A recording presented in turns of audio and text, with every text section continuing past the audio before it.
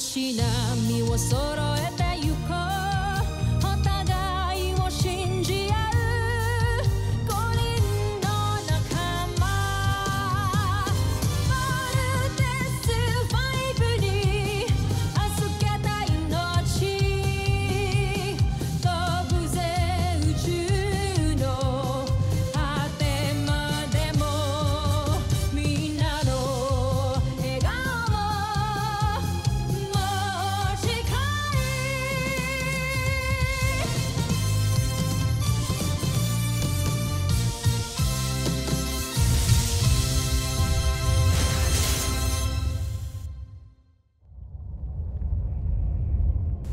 Ang nakaraan sa Voltes 5 Legacy. Magiting at buong tapang hinarap ng Voltes 5 ang mga mananakop mula sa Busan. Na ang tanging hangad ay ang mapasailalim sa imperyo ng Bosanya ang buong kalawakan.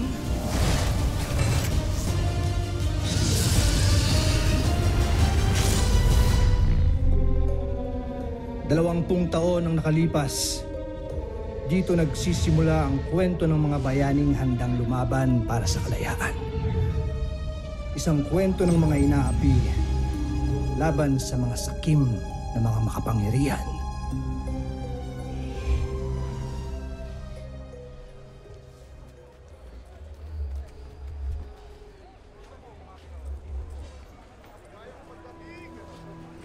Einstein!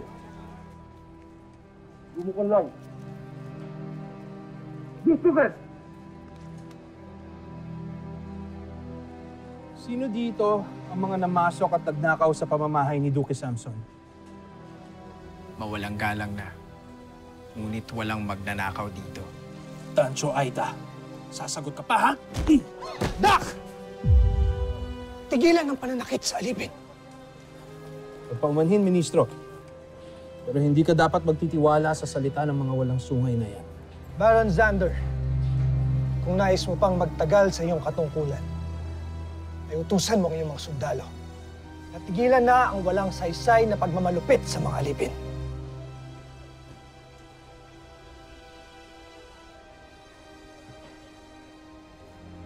Ministro.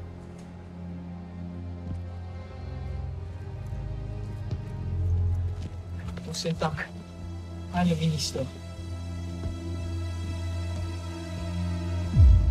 Pakiusap, huwag kang lumuhod. Inaasahan namin na ikaw ang susunod na emperador. Dahil meron kang mabuting puso, lalo na sa mga kagaya namin. Napakabuti mo, Ministro. Tusantak, mahal naming Maharlika.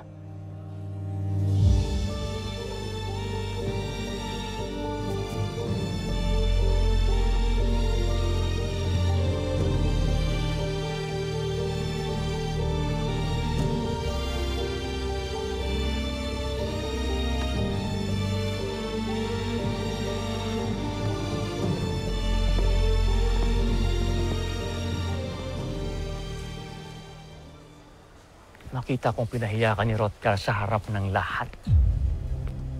Zuzan Bujil, kung ako ang tatanungin, ikaw ang karapat-dapat na takapagmana ng emperador. Dahil ikaw ang anak at hindi ang iyong pinsan. Alam mo, ipinaglaban mo dapat ang iyong karapatan. Para mabansagan akong taksil at maparusahan dahil hindi ko sinunod ang nais at gusto ng aking ama na kahit minsan ay hindi naman ako kinilala. Kung ang ministro ng Agham ang magiging susunod na emperador, natitiyak kong bibigyan niya ng kalayaan ang lahat ng walang sungay. Zambojil, hindi dapat mangyari yun. Kaya ina, Baron Xander, tulungan ninyo ako na masira si Hrothgar sa aking ama. Nang sa ganun ay hindi siya ang maging pinuno ng Busan na paglilingkuran nating lahat.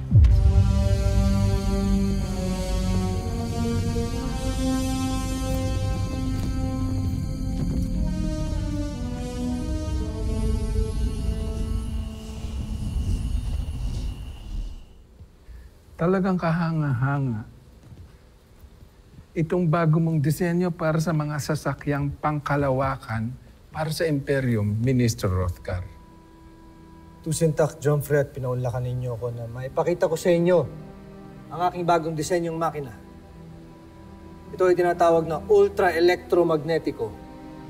Sa ngayon, ito pa lamang sasakyan na ito ang may ganitong klaseng teknolohiya. Ngunit handa rin akong ibahagi ito sa buong Busan, maging sa ibang planeta na nangangailangan ng tulong sa teknolohiya para makatulong sa kanila. Maayos talaga ang puso at utak mo, Baron Rothgar. Hindi ka lang matalinong ministro ng agham, mabuti ka rin nilalang na wagas ang puso. Pinalalaki niyo ang ulo ko at natataba ang aking puso, Emperadora. Seryoso ako sa sinasabi ko. Kung kaya't ikaw ang napili kong hahalili sa akin para sa trono ng Bosanya.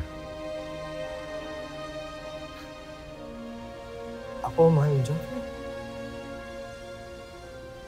hindi ko yata matatanggap ang ibinibigay mo sa akin. Nakapagpasya na ako. Ikaw, Baron Rothgar, ang susunod na mamumuno sa Imperium ng Bosanya. Baka nabibigla lang ho kayo. Paano ang anak ninyo? Ang aking pinsan na si Zambujil. Maiintindihan at tatanggapin ni Zambujil ang desisyon ko. Mahalaga na ang trono nitong Bosanya ay mapunta sa kamay ng isang nilalang na may sapat na kaalaman at kakayahan para mapaunlad ang ating planeta at para na rin makatulong sa buong kalawakan. Tusintak, mahal na John Ple.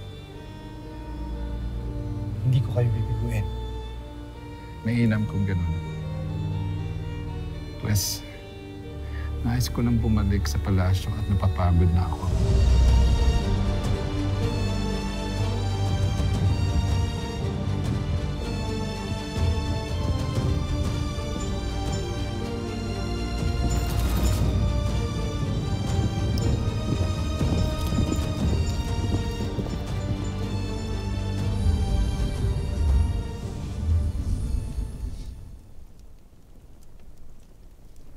Namatay ang iyong ama na hindi man lang tayo binigyan ng karapatan. Namatay siyang anak ka pa rin sa labas. At ako, hindi niya pinakasalan.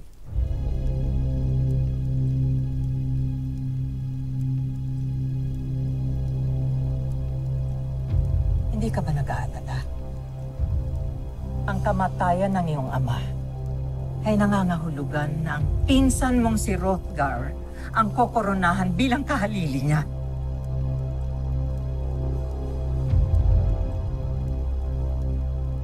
Hindi mangyayari yan, mahal kong ina. Tinitiyak ko, bago mabasbasan si Rothgar, ako at hindi siya ang takdang bagong emperador. Dahil may natuklasan akong lihim tungkol sa kanya mula sa matalik nilang kaibigan, sa manggagamot na si Baden.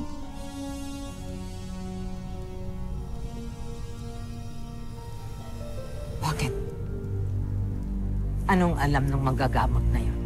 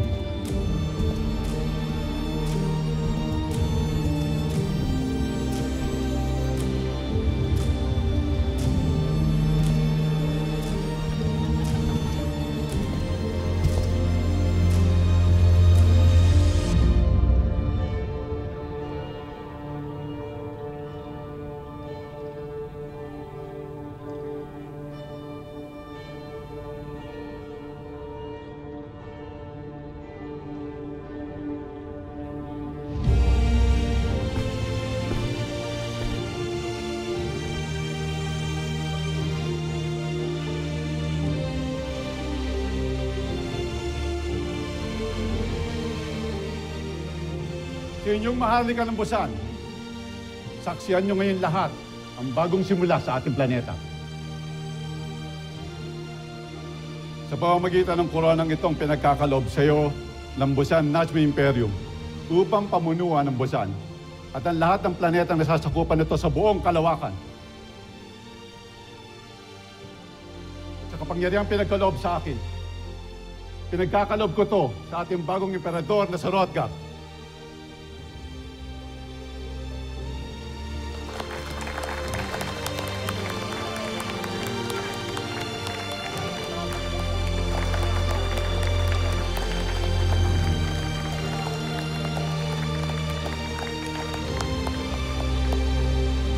Itigil ang koronasyon!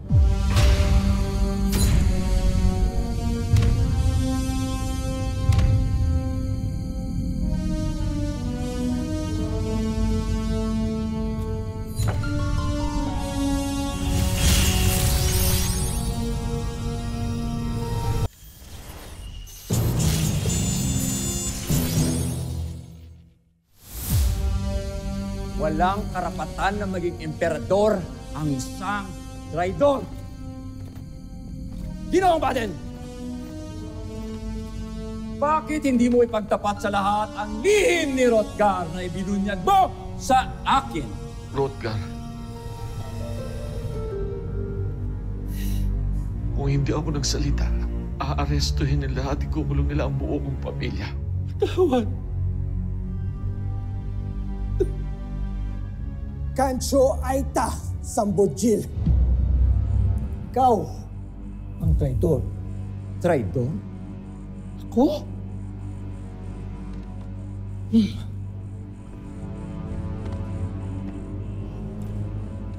Tingnan natin yung traidor. Tignan.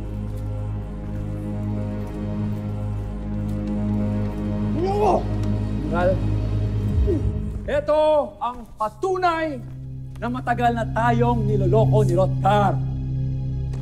Ang ministro na hinahangaan ninyong lahat ay nagmula sa lahi ng mga alipin!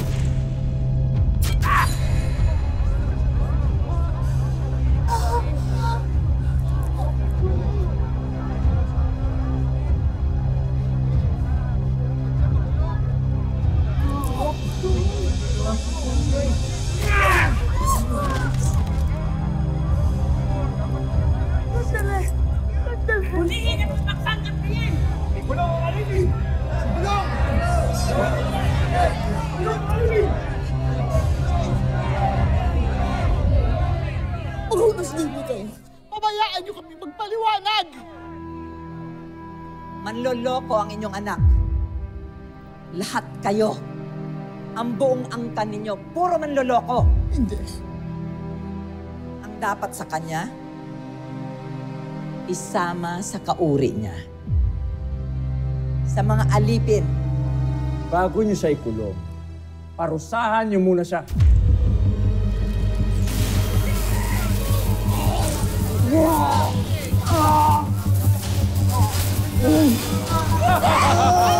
Ikaw ang traidor ng Busan!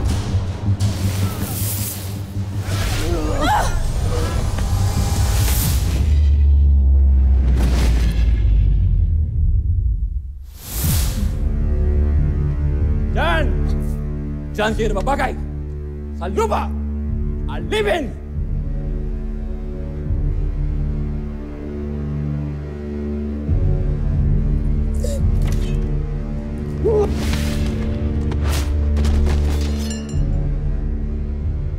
Huliin niyo!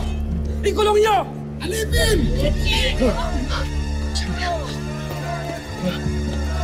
Kaya!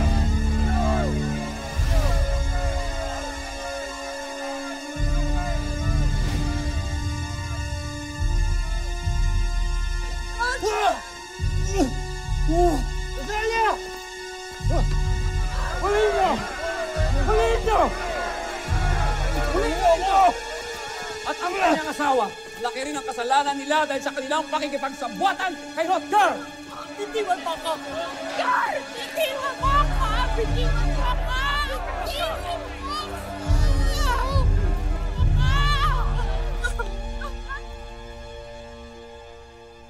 Mabuhay ka, Zambujil. Ang tunay na karapat-dapat na emperador ng Busan. Lieva, Emperador Zambujil. Yeba! Yeba!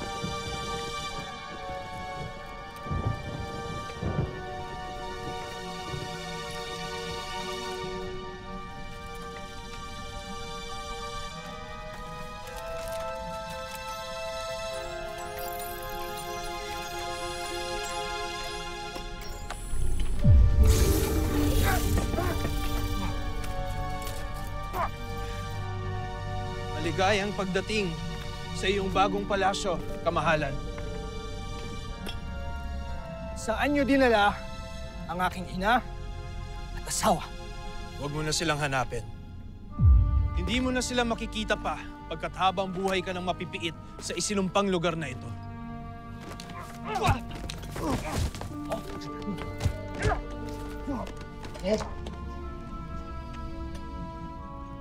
Kayo na ang bahala sa ating huwad na Jomfre.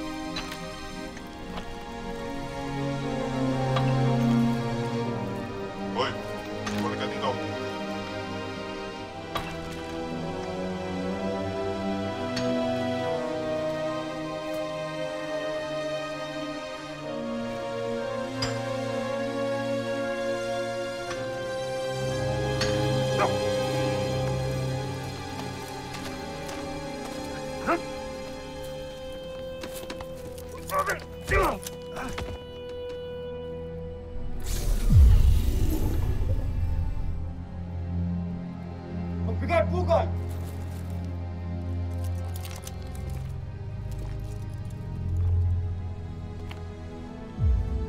Zambujil!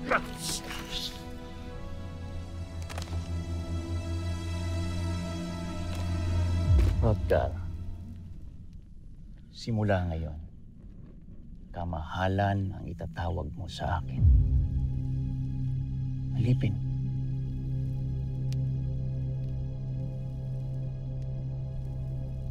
Naawa ko si Hrothgar. Alam kong nagtatanong ka sa mga sundalo kung anong nangyari sa iyong ina at kay Rosalia.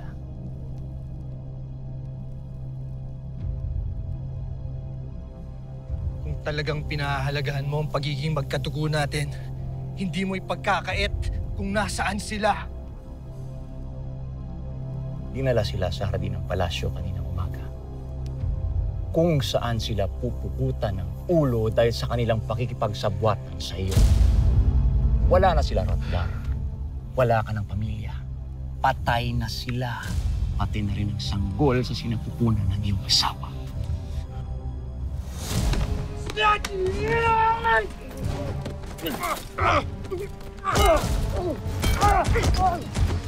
Mag-isa ka na lang ngayon! Mukhang talagang naniwala siya nang sabihin mong patay na ang kanyang asawa at iyo. Kung alam niya lang. Vincente!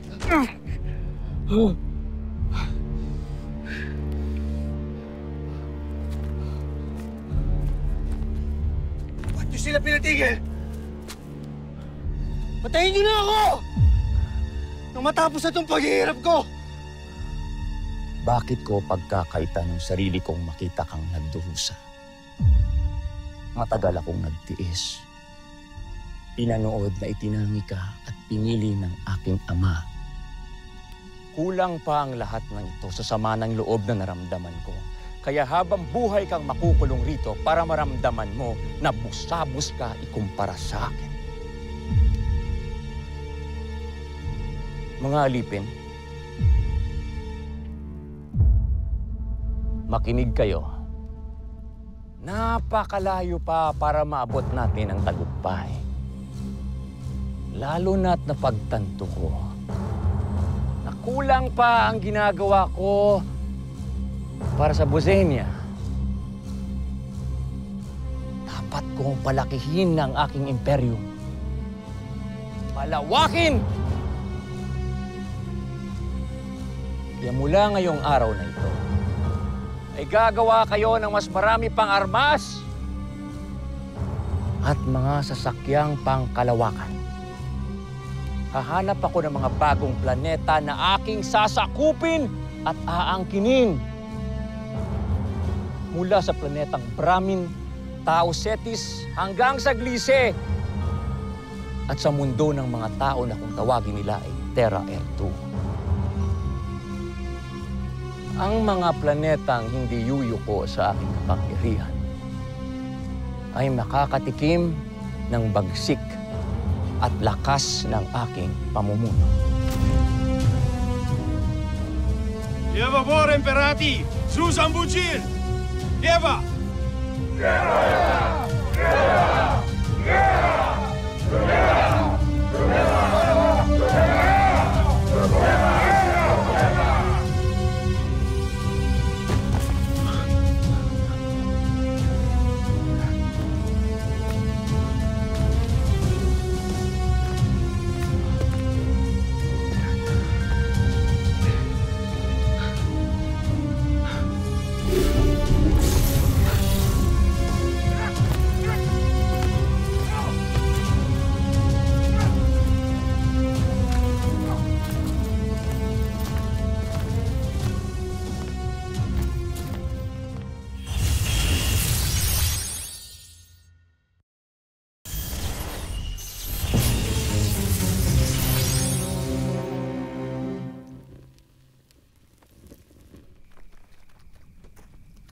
Ministro.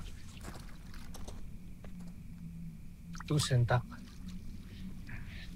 Hindi mo na siguro naaalala pero isa ako sa mga tinulungan at iniligtas mo noon. At kaya mo ay tinipon, hinuli rin kami at ipinadala rito. Sama-sama na tayong tatanda at mamamatay dito. Nakita namin ang tapang mo na tapatan si Emperador Zambogil. Nabuhayan kami. Nagpaplano kaming tumakas para labanan ng bagong emperador. Ngunit kakaunti lang kami dahil pinaghiwa-hiwalay ang ibang mga alipin sa ibang minahan. Pero lalaban kami. Wala kayong laban sa kanilang puwersa at mga armas. May mga armas kami, pinuno.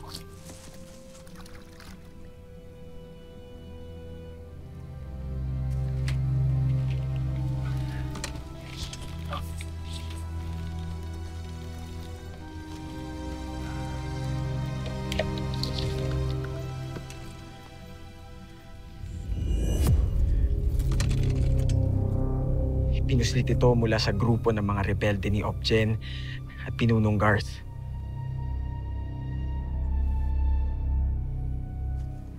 Kung meron kayo nito, bakit hindi pa kayo nag-aklas? Kahit mag-aklas kami, saan kami pupunta? Hindi namin alam kung paano gamitin ang portalis. Tumaasa kami, punong ministro, na alam nyo kung paano ito gamitin.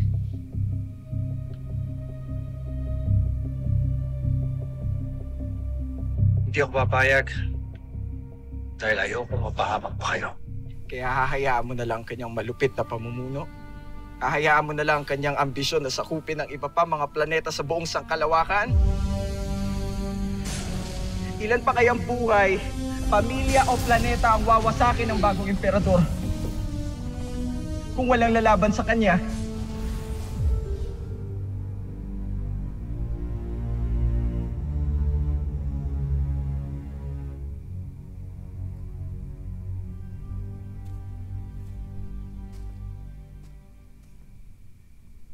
Kung sa ganon,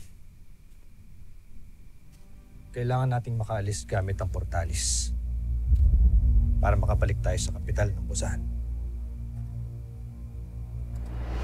Nandun din ang mga sasakyang pangkalawakan na gagamitin natin para lisanin ang Bosenya. Nasa ganon ay makatulong tayo at makahanap ng kakapi sa ibang planeta.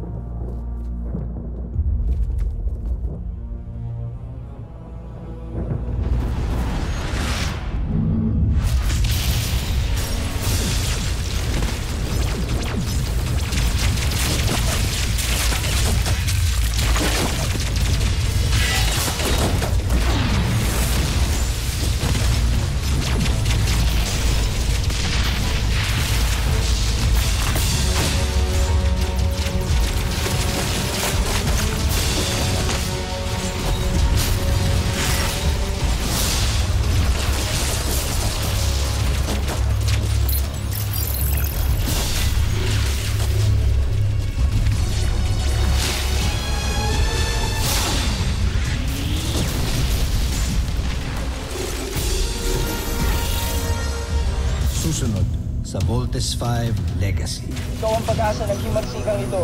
Hindi ka pwedeng mamatay, kaya iwan mo na kami! Ano ang balita, Baron Samdan? Sa kasamaang palad ay siya'y nakatakas. Pero huwag kayong mag-alala, hindi rin siya magtatagal at mamamatay siya sa kalawakan. Rosalia, Ina, ituro ninyo sa akin kung saan ako dapat magtungo.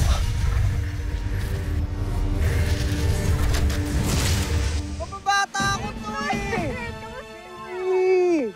Steve, kamusta? I'm Mark. Mark Gordon. Pangahawakan ko ang pangako mo. Ihintayin ka namin.